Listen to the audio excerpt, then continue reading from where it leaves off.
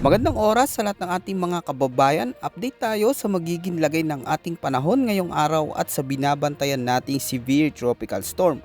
Si Bagyong Goryo ay patuloy na lumalakas at tuluyan na nakapasok ng Philippine Area of Responsibility. Alamin natin ang mga naging pagbabago sa direksyon at lakas nito at anong mga lugar ngayon ang pinaka-apektado.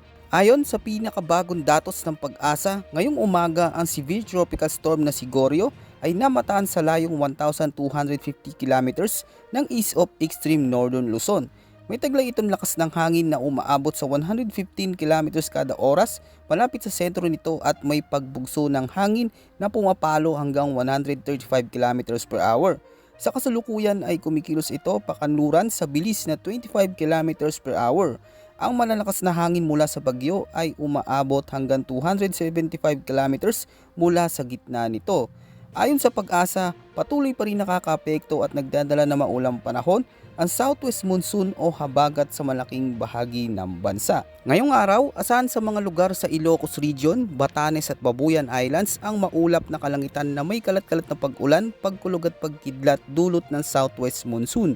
Mag-ingat dahil posibleng magdulot ito ng flash floods o landslides dahil sa katamtaman hanggang sa malalakas na buhos ng ulan. Sa Metro Manila, Zambales, Bataan, Cavite, mga probinsya sa Batangas, Occidental Mindoro at sa mga lalawigan ng Palawan, asahan ang bagyang maulap hanggang maulap ang kalangitan na may pulupulong pag-ulan o thunderstorms dulot pa rin ng southwest monsoon. Maging alerto sa posibilidad ng mga biglaang pagbaha o pagguho ng lupa kapag tumama na ang malalakas na pag-ulan. Sa natitirang bahagi ng bansa, magiging bahagyang maulap hanggang maulap na papawirin na may pulupulong pag-ulan o thunderstorms dulot ng localized thunderstorms. Posible rin ang pagbaha o landslides kapag may matitinding buhos ng ulan. Ayon naman sa pinaka-latest na datos ng forecast track ng Bagyong Goryo, sa susunod na 3 araw, mababa ang tsansa na direktang maapektuhan ng bagyo ang magiging panahon at kondisyon ng karagatan sa bansa. Pero ngayong araw hanggang bukas, inaasahang kikilos ito pakanluran bago bahagyang lumihis, pakanluran hilagang kanluran bukas hanggang sa pagtatapos ng forecast period nito.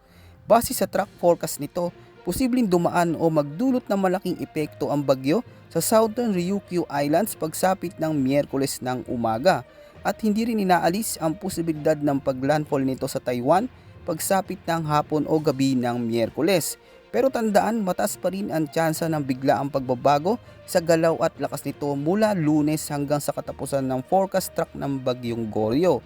Dahil anumang pagbabago sa direksyon nito, gaya ng pag-ikot pahilaga o patimog ng bagyo, pwedeng magdulot ito ng malaking pagbabago sa magiging lakas at direksyon nito sa mga susunod na araw. Kaya't importante ang patuloy na pag-monitor sa mga susunod na weather forecast natin dito sa ating channel. Yan muna ang ating pinaka-latest weather update at ulat panahon. Ito po ang inyong weather forecast ng bansa. Maraming salamat po at maging alerto sa lahat ng oras.